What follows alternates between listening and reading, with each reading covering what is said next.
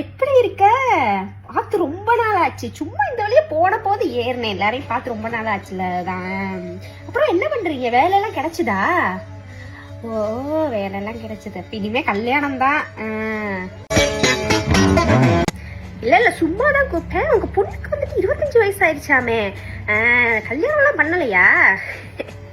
ஆமா, அது ஞாபகப்படுத்துறதுக்கு தான் கூப்பிட்டேன். எங்களுக்கெல்லாம் விசேஷம் எல்லாம் பார்க்கணும்ல, அதனாலதான். சீக்கிரமா பண்ணி வைங்க.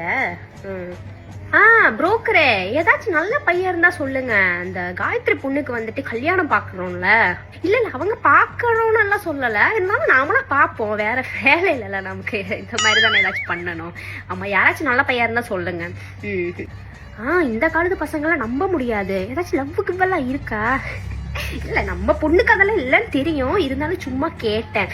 அப்புறம் ஏன் எல்லா பசங்களோட போட்டோ காமிச்சாலும் வேணான்னு சொல்லுது? இல்ல கேட்டுக்கோங்க, பேசுறது நம்ம ஏற்கனவே பேசி வைக்கணும்ல. நேத்து நான் வெளியே போனேன்னா அப்ப பாப்பா ஒரு பையன் கூட போயிட்டு இருந்துச்சு. ஃப்ரெண்டுன்னு தெரியும், இருந்தாலும் நான் சும்மா கேட்டேன். இப்ப கல்யாணம் எல்லாம் எப்படி அது பாக்குறீங்களா? இப்ப ஓகே சொல்லிட்டாளா? சொல்லலையா?